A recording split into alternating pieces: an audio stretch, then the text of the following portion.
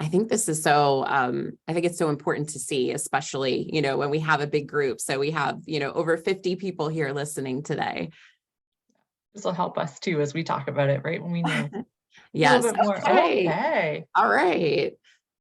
Let's take a look here. Wow. So 40% of our audience is guiding the strategy for the organization, 14% overseeing, and 20% being responsible for it. So, and then we have some other in there. I know we have some executive leaders, or people who choose not to disclose what their role is. So, okay. All right. Thanks, Grace.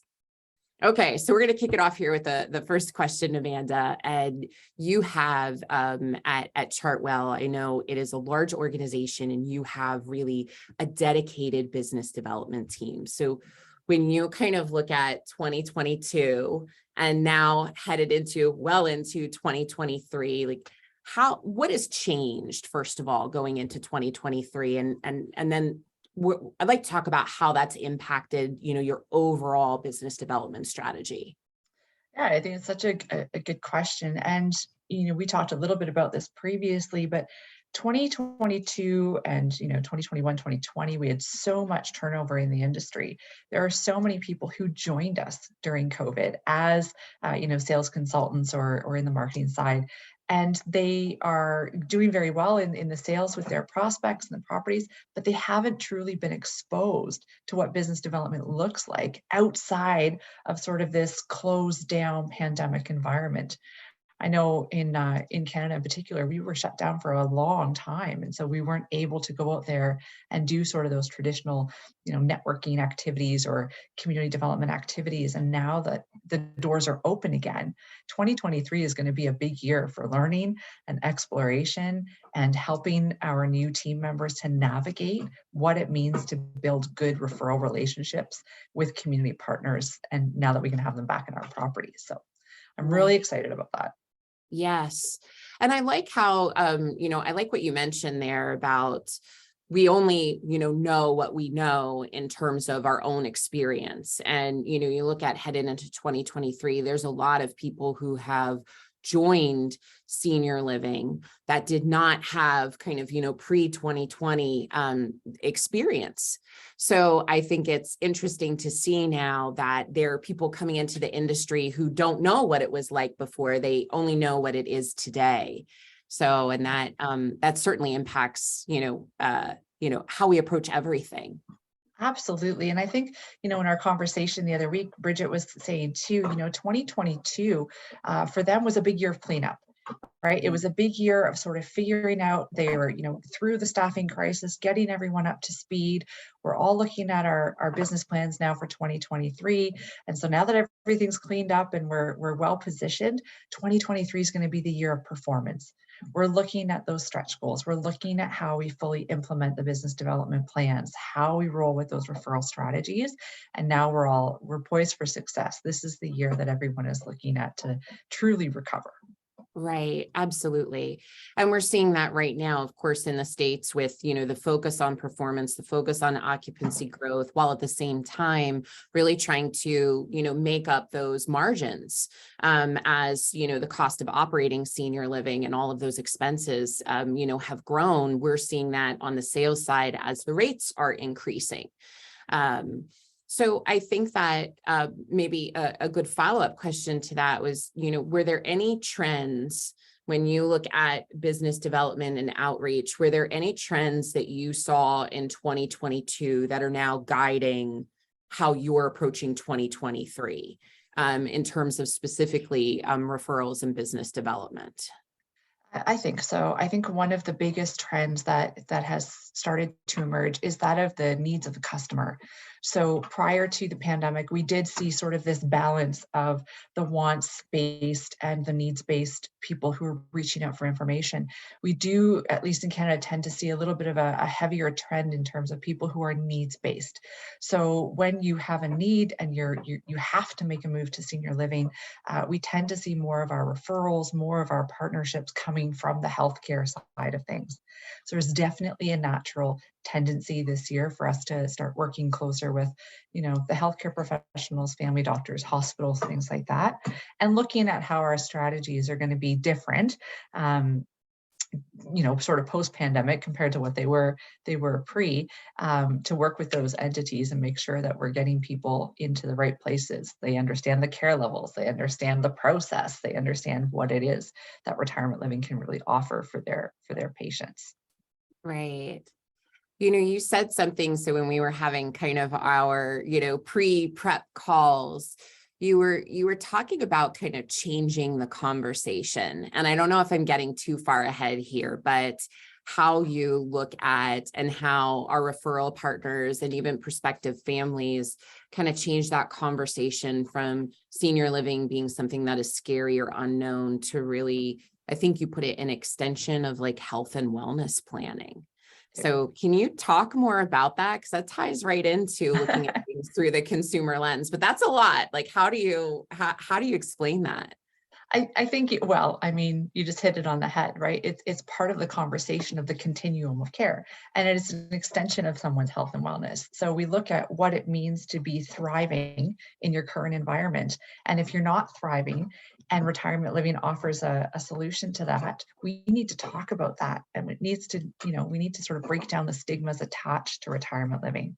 People tend to have sort of two views from what I've experienced. They either think of it as cruise ship living for the ultra wealthy and something that's maybe unattainable, where people are still going out and playing around the golf every day. And, then the other extreme, which is sort of this very clinical, dry healthcare setting, reminiscent of what you might see in an old movie.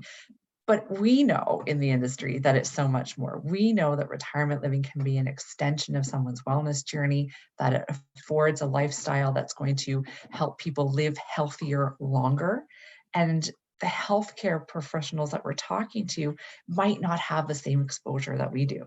So we need to sort of take the opportunity to rethink senior living, go out there and start the conversations again, and not be afraid to have those conversations and help everyone understand what it is that we do as a sector, not even just as individual communities. Right, right. And so it sounds like what you're saying is, it almost sounds like it's going back to the basics of some of the things that we do really in that prospective sales process, which is not making those assumptions, really beginning that discovery process to learn about that specific partner referral source, and know where to go from there.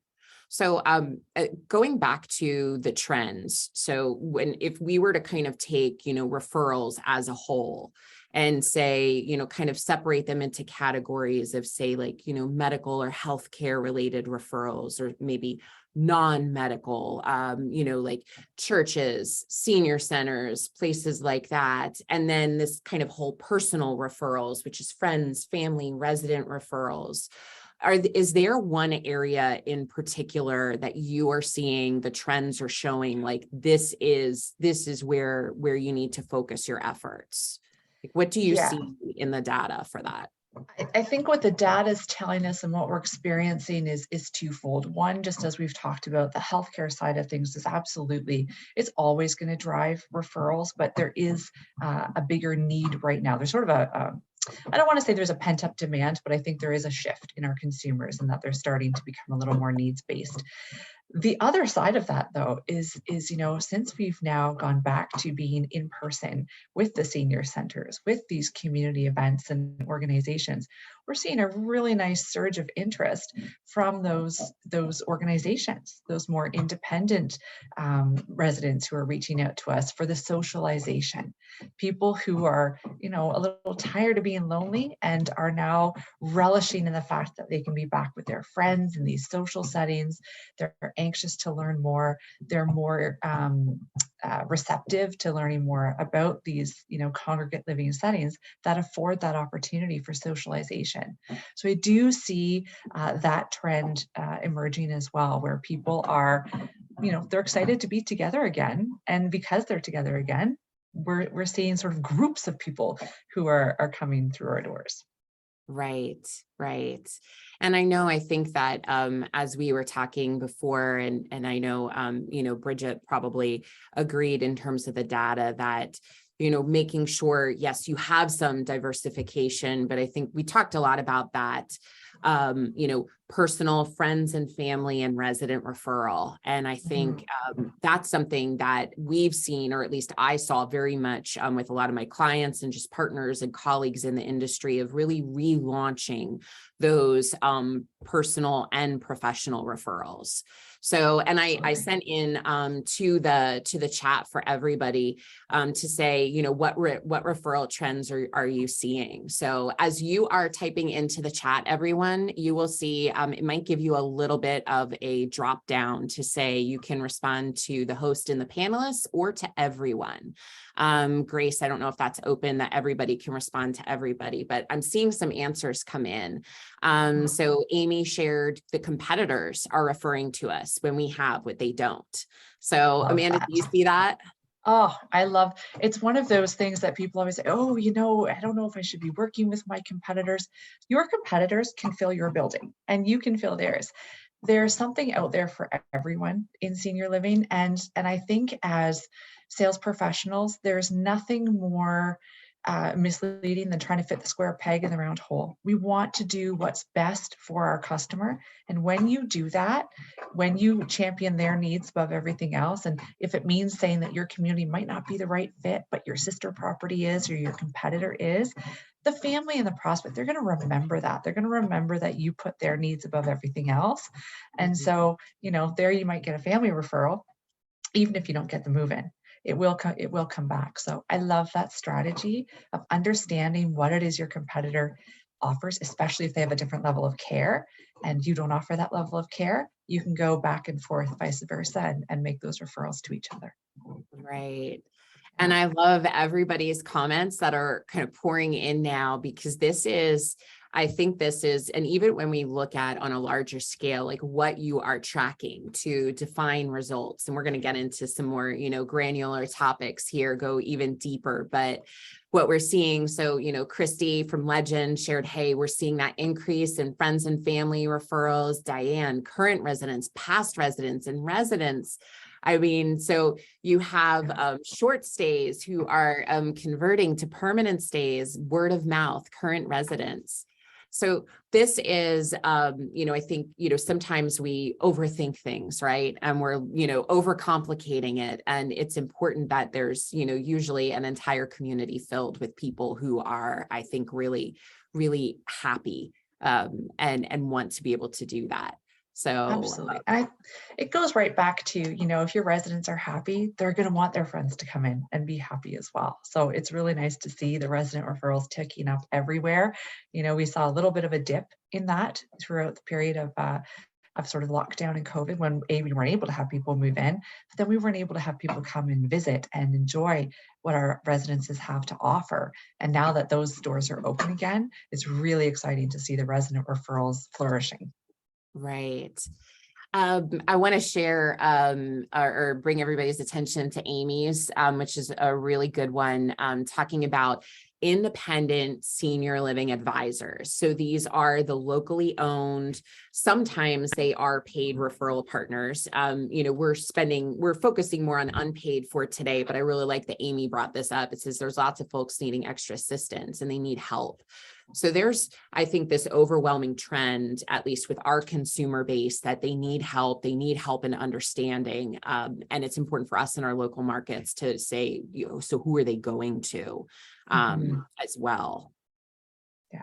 And so arming those in, oh, sorry, Jen. Oh, no, I was go, just going to please. say, if you think about your strategy for your community, and if that's, if you have these independent advisors who are available, making sure that you arm them with all of the information so that you're the first person they call is a great way just to sort of help your results tick up even further. Right. And I think that this might be good timing now at this point. I want to encourage everybody, please continue putting your ideas and things in the chat. I feel like in senior living, especially when it comes to business development, this is like a woefully quiet area where we don't always get like a lot of like I don't want to say good ideas, but like an opportunity to share ideas and say, this is what's working for me. So please go ahead and use the chat like that. But I do think this is a good time. So queuing up Grace for our next poll question, because this is going to lead us into a whole, I think, topic here, which is at your community or in your organization, who is doing business development? So let's get into the nitty gritty on this. Is it done by the sales counselor, the executive director? Do you have a specific business development director, or do you have something else? So please take some time, complete the poll, so that way we can get an idea here with almost 70 of us on the webinar. Christy, that's a trick question. I promise it's not. But it is a trick question in a sense, right? Because everybody is involved in it in some way, but Sure. really, really curious to know, in your organization, what that looks like. Yeah, who has it on their performance appraisal? I know, right? Yes, yes.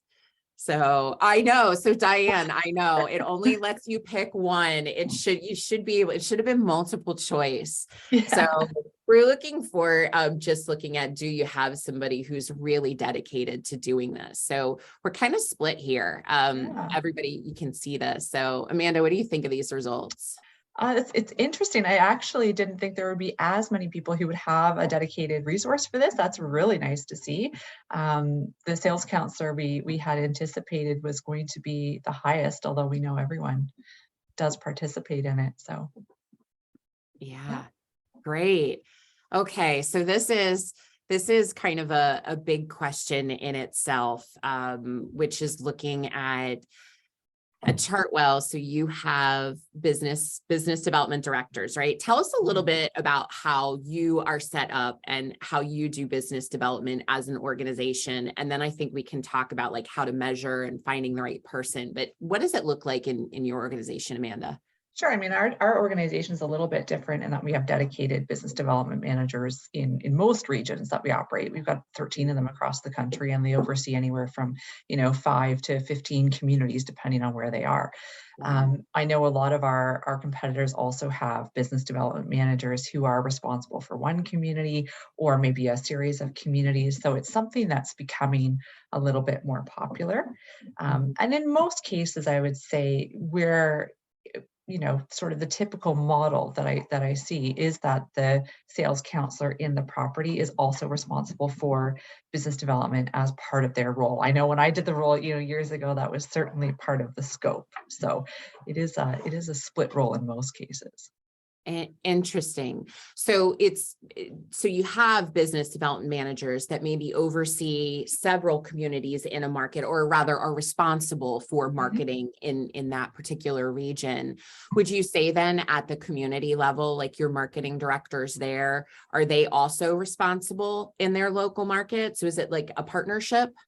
Absolutely, it's a tier, right? So our every community has to make sure they're doing their own business development and they're generating those referrals from all those partners that they work with in their neighborhoods. But our business development managers have the capacity to take on those bigger accounts, those bigger partnerships that sort of have more reach. So it works. It works hand in hand for us, and then I know there's a lot of those organizations too that you don't necessarily have all region. Maybe you're a standalone property, and so having one person who's dedicated to doing the outreach or one person who's dedicated to doing sales and outreach is absolutely still beneficial. Right. Saw a comment come in here from someone who's sharing, we have the entire management team go out to referral sources. So, and that's, I think it's great to be able to have everybody, all department heads, the entire team participating in it. So I guess, maybe devil's advocate here, kind of playing the other side. So kind of going along that thread, like, do we really need a dedicated business development role in senior living? When we hear people saying, well, everyone in our community, can play a part in this. So, because I know a lot of people who are listening, they may be from small providers, mid-sized organizations where it's a process to be able to get an approval to add another full-time role. So why have this role? Do we really need it? I love that question. I'd almost love to put that in the chat. Everyone, would you like to have a dedicated Yeah. community who did it? Flip us some answers in there. That would be really curious to know. But I mean, obviously, the benefits of unpaid referrals as a referral, as a source, are immense. And so there's certainly an argument to be made to have someone dedicated to driving those relationships on a consistent basis. I don't know about any of the other sales consultants out there, but I know when I was in the role, there were certainly days where you had the best intentions and it would fall to the side of the desk, and because you've got walk-ins or people coming in for tours. And so it's not to say the job can't be done. It's just a matter of how do you have the time and resources to accomplish everything in your day. Right, right. And I think that as we start to, as an industry, recognize that business development is not just going out and dropping something off or reminding people that we're there, that it requires strategy, preparation. And as we even, it can be segmented a lot, but even like those three categories of, non-medical, and personal referrals, each of those categories, there's a lot that goes into that. So, my personal opinion on this is that we're long overdue for these resources in senior living, because the role of the sales counselor, sales director, marketing director, whatever you call your role, that role and the responsibilities are adding to it internally as well. So this is something I was excited to see in the chat. Somebody was sharing just adding some regional, which is a really smart way to go about it, to cover, multiple communities or several communities in a market. It's a great strategy. Absolutely. All right. So here's a good question. And Amanda, this one, of course, is coming to you, but it's for anybody who wants to type into the chat as well. So who's the right person to do business development? No, I love it. It's a loaded question, right? Who's the right person? How do you hire for this role? Is it the same person that does, the internal side? So who's the right person to do business development? I think this is a loaded question, and without giving up too much of what we're up to at Chartwell, I would say the the answer can be very no different. worry, it's just us and 71 other people. Exactly. We're not going to tell. Yeah, and we're only recording it for a bunch of others. So here's the dish. I'm just kidding. Basically, I think it depends on what your business development strategy is as an organization. What is it you want to accomplish? Who is it you want to connect with? How do you want to drive your referrals? Where are those coming from? And when you look at the pockets or the sectors that you want to connect with, I think you do have to hire the people who are going to be able to sort of rub shoulders with those individuals, because we're looking at different industries here. At its root, a business development manager is it's like a sales consultant. There's really only one buying process as a consumer. It's only one sales process. We all package it slightly differently, but when you think about it, you talk to consumers every day. You talk to prospects every day. You ask them lots of great questions to help them find a solution. It's no different with your business development partners. You're asking them great questions to help them be successful.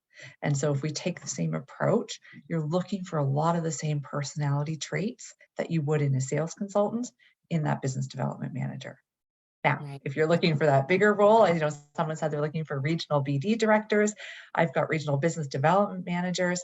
There's a little bit of a different skill set there when you talk about managing people and, driving results for a region. So maybe you're layering in some of your leadership and management skill sets.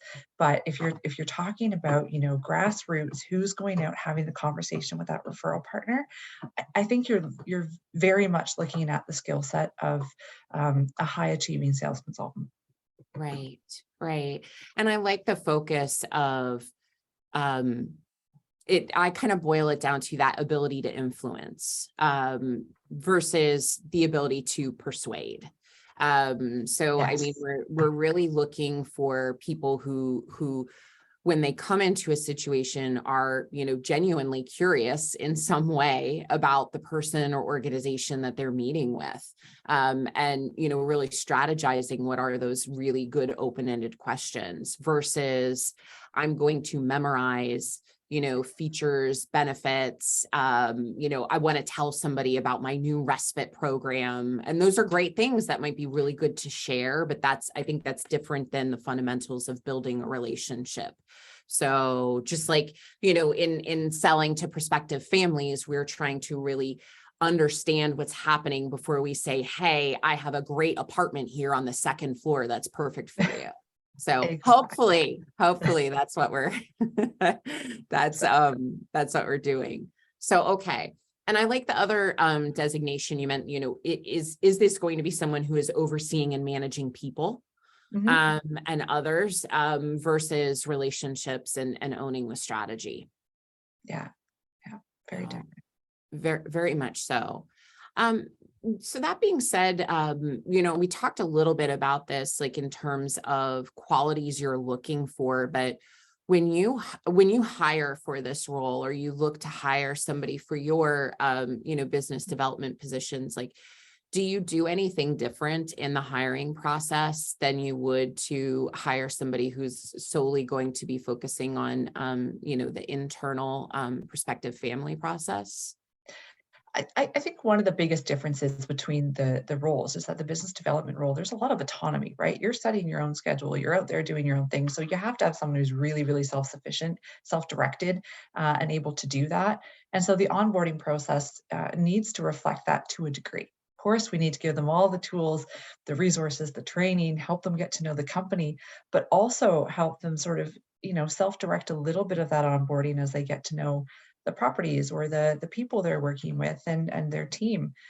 Personally, I spend a lot of time setting up shadowing for my business development managers with other business development managers. They learn best from their peers who are in there doing the job every day. So I think that's a really effective way to have someone start in the role. Because it can be a little bit overwhelming, right? When you think about senior living and all of the organizations and relationships that we can potentially have to drive referrals to our businesses, it's a lot. And there's also a lot of sort of industry knowledge you need to have before you can go out there and start talking about it. So the more time they can spend with their peers, and the better.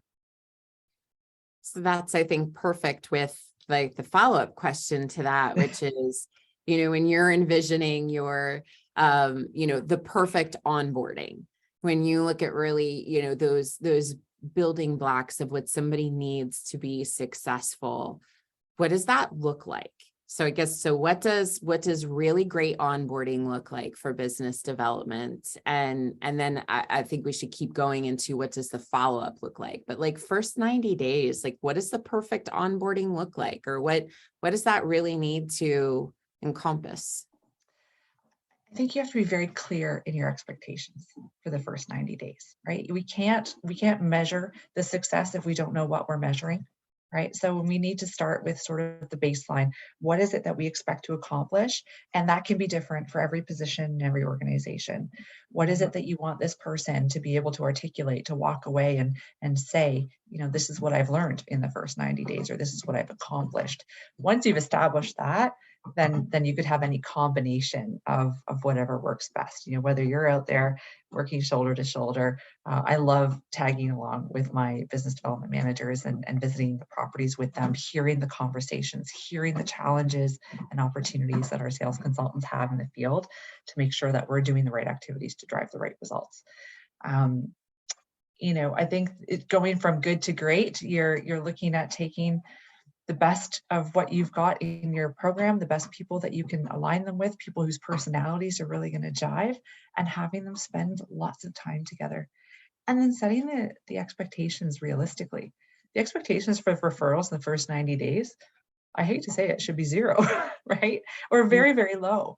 You're not going to go out and build a relationship and create this, this best friend who's going to start sending you 10 referrals a day on day one. That takes time. The relationships take time to build, to nurture. So the follow-up to that would be, we're doing this all over again. We're making sure that we have a good cadence of activities. We've got a really effective plan, and that we're not setting ourselves up for failure. We're setting realistic expectations for all of the partners we're working with and for all of the things we want them to learn. Right. I think that when we look at who we're hiring, you look at someone, like anytime I ask a leader, whether it's an executive director, regional, or VP, like, what kind of person are you looking for? I hear very commonly, I really want somebody with industry experience. And this is, again, this would be great to have everybody's feedback on, do you need industry experience to be successful in this role? So I'm going to come out and say, absolutely not. I don't think you do.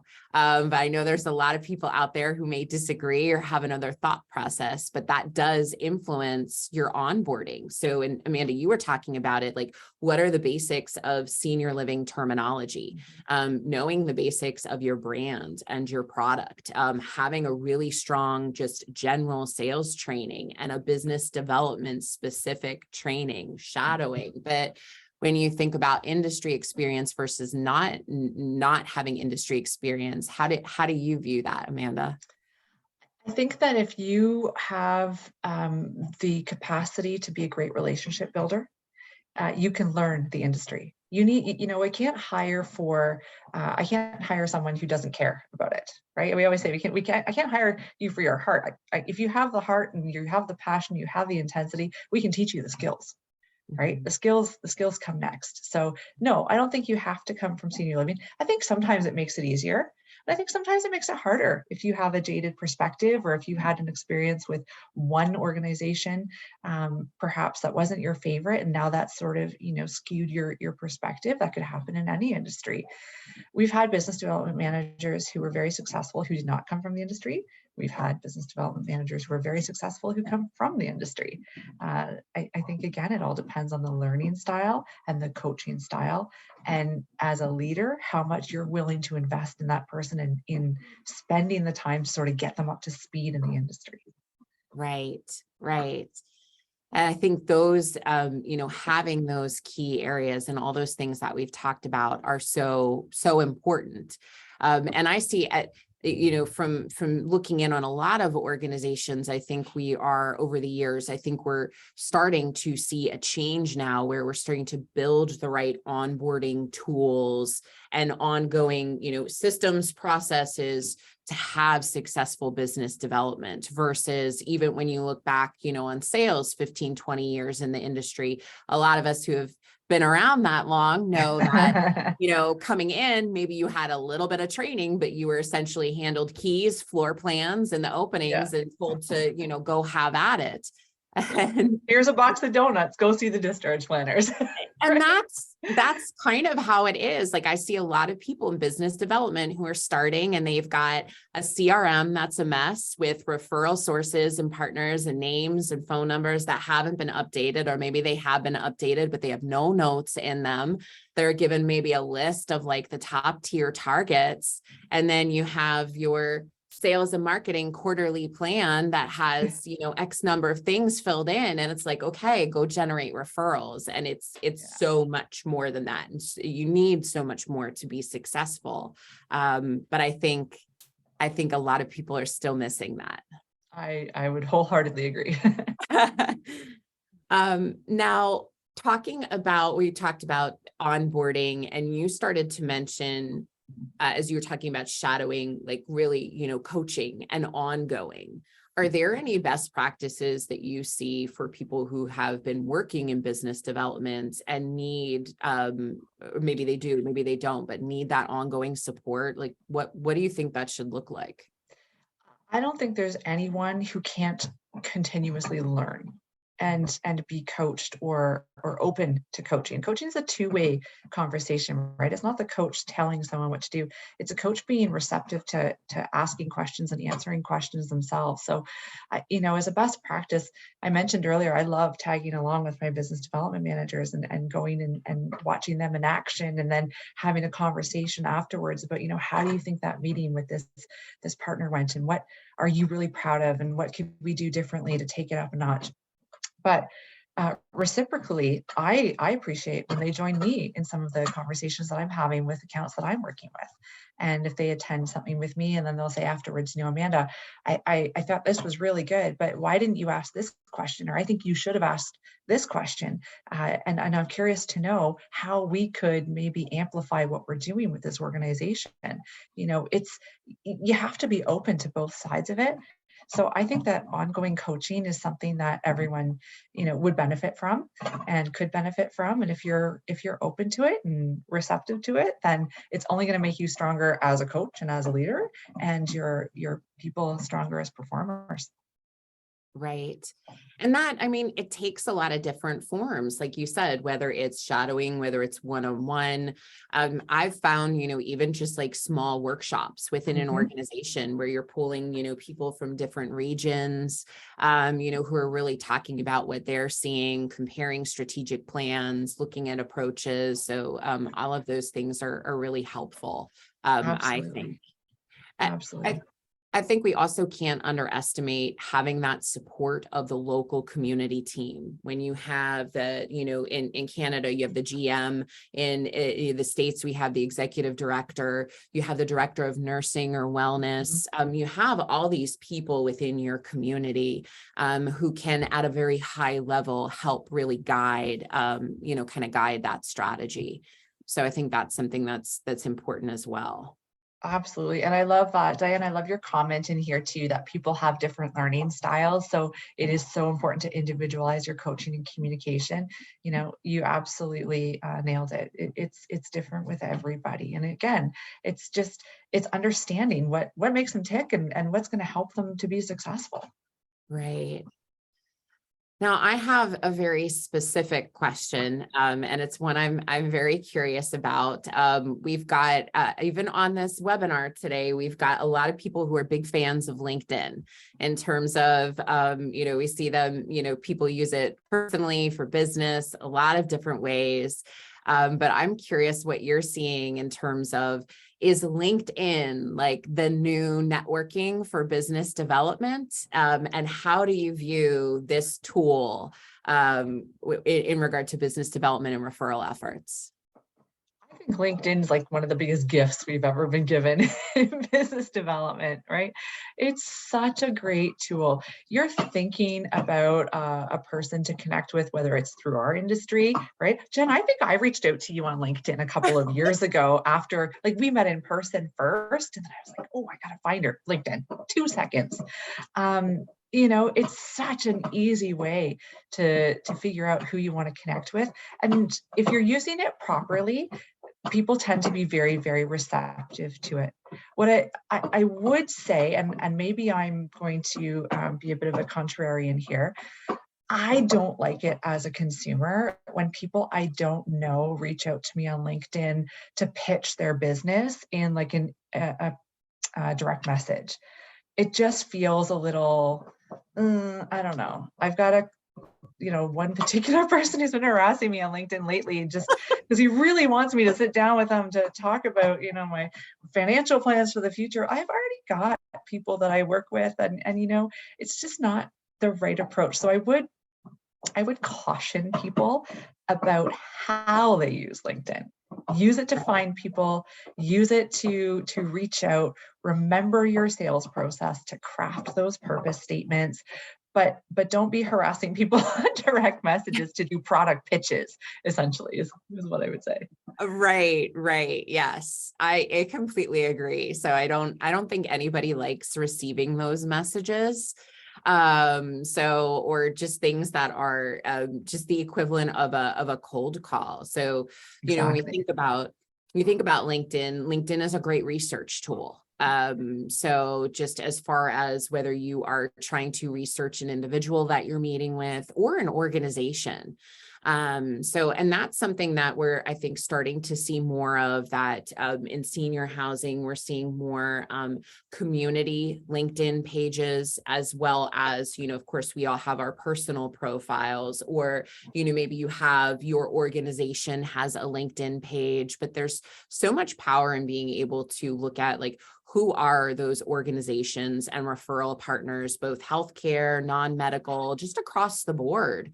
who are they? Are Yeah. you following their pages? Because that's typically where they are posting things that are really important to them, whether it's events or educational opportunities.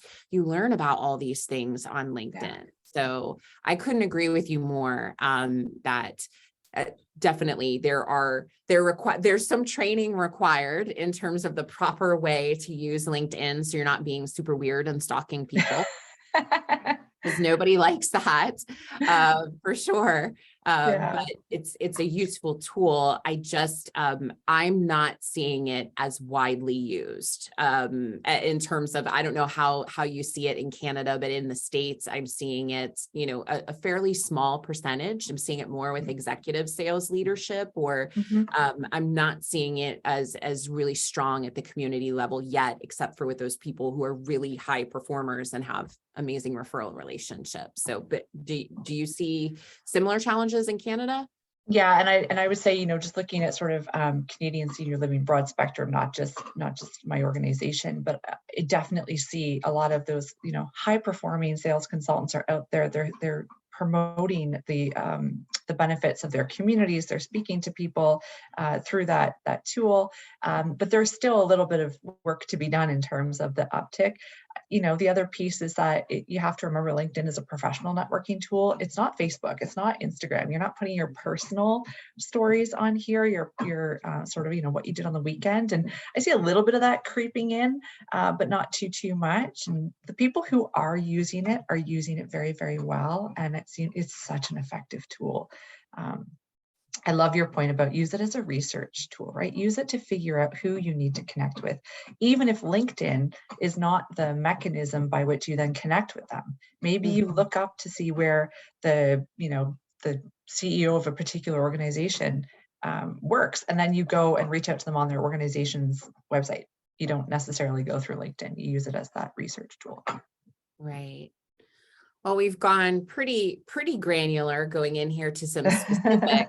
And now for we're, kind of coming into the last like 10 minutes or so here. Everyone who's listening, if you have any questions, please put them in the Q&A or even in the chat, so Amanda and I can make sure we answer any burning questions that you have. And I'd like to kind of bring us out a little more high level again as we begin to wrap up here, and looking at the idea of how important is differentiation and brand strategy in business development. So how important is it to really know like how your community is different? What are you seeing in this area, Amanda, or what would you kind of guide or recommend here? I think we as senior living sales professionals, we're so immersed in what we do every day. We know this industry backwards and forwards, but it's important to remember that the general public generally doesn't explore us until there's a need, until something in the back of their head prompts them to start researching us online. So they're still very much in this sort of this gray area where they know that senior living exists, but the difference between, brand A and brand B is not what's informing their decision yet. They're still deciding if they want to explore senior living. So I think all of us in the industry, we all have this responsibility to make sure that consumers know that retirement living and senior living is a great place to be. So before we start talking about our individual brands, our individual communities, let's talk high level about the benefits of socialization, about the benefits of health and wellness, about the benefits of living in retirement. Once we sort of cross that bridge or overcome that hurdle, we can start to drill down a little bit more. So there's something to be said for sort of the two-tier approach here again, right? Let's get everyone excited about senior living, and then let's have them focus on what makes one community the one that they want to be in versus another. Right. Yeah, those are great thoughts, and really, important guidance too. I think we're going to come to some of the questions that have come up in the chat here, but I think, one trend that we're seeing more of that I think is going to impact business development, in the States is looking specifically at memory care. And differentiating memory care from assisted living, and really what makes your memory care program I don't want to say unique, but what makes it your memory care program other than it might be a secure program that is, a safe place we hear a lot of generalities. So there are, I would say, a large amount of organizations right now in the US that are focused on really revamping and being very specific about what their programs are. And I think this directly correlates to the success of business development, so we can carry the right message out. 100%. Absolutely. And that's such a good point, because memory living is becoming such a coveted place to be. And our healthcare professionals understand, okay, you've got a secure environment, it's memory living, but what makes your program is really important for them to understand, because they're not one size fits all. And depending on the type of dementia someone has, it might be that they're going to be more successful in one community versus another, simply because of those program components. So it's a really good point. Yes, there's just such a need right now, I think, for anybody who is focusing on business development needs that partnership with marketing. Marketing meaning whether it's corporate marketing, branding, however you define it, but you need that partnership because the tools aren't yet there yet for business development, whether it's for nurturing or building relationships, talking points. We need those things. So I still see that really in the building process. Getting to some of the questions, Jackie, I saw your comment. So I'm struggling with staffing. Are other communities struggling with this too? If you want to elaborate, Jackie, in terms of staffing, are we still seeing, challenges with labor? Absolutely. But if you are talking more about staffing the business development position or sales, if you want to pop back into the chat, let us know. We can answer that one a little more specifically. Okay, Christy, what is the ideal amount of time spent in business development? If you have one salesperson at the community, that's what you got. All right, Amanda. So what would you do? You have one salesperson. There's no other resources. It's them. They've got to do it. What's the ideal amount of time spent? Yeah, I think ideal is a bit of a wrench here. That's a tough question to answer. It depends on the size of the community. It depends on your occupancy, right? But if you think about it, business development is the establishment and the nurturing of relationships over time that are going to drive referrals consistently. So we have a sales cycle that culminates in someone moving in, and then it's done.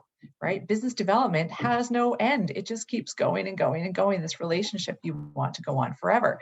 So when you think about it, I would put the question back to you and say, how many referral sources do you need to have that are going to generate good quality referrals for your community consistently? You don't need to have 100 referral sources. You probably don't need to have 30 referral sources, but maybe you need 10 that are really solid, that are going to send you business consistently. And then you can work backwards from there. How often do I need to be in touch? And what are those touch points consisting of with those 10 sources so that I can have consistent referrals to my property to keep that pipeline full? Right. I think it's really helpful advice. And I like what you're talking about there too. So we all ask that question. We are either asked that question or asking that question of time. Yes. And I think sometimes it leads us down this path of, do you do every morning?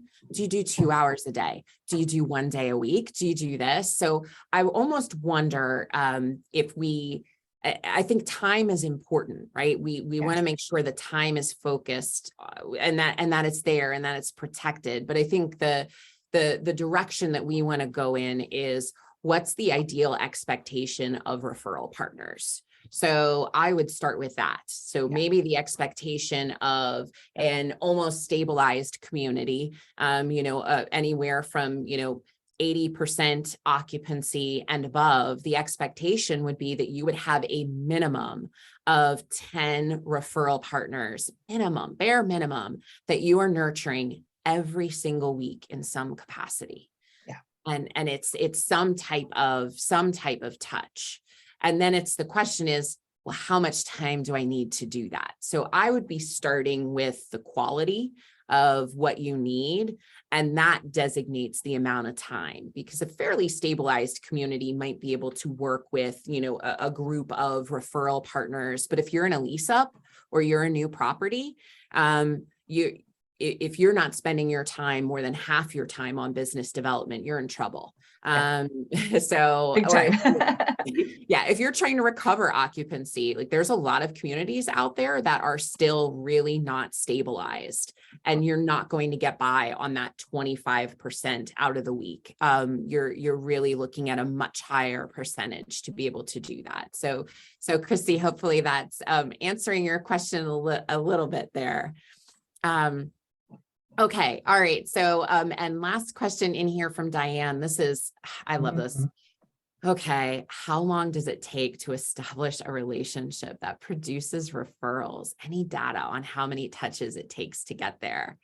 So I'm gonna see kind of if you have any thoughts or things that you've seen from your data with, in terms of what you can share. But I think this is, and I'm hopeful that this is also a turning point for us, that we're able to have more transparency into the data. This is data that generally isn't really being reported on very well as an industry. We see it in limited basis from some CRM organizations that are willing to share select data points, but we do not have full transparency yet. Is there anything that you can see from the data in your organization in terms of touches or time?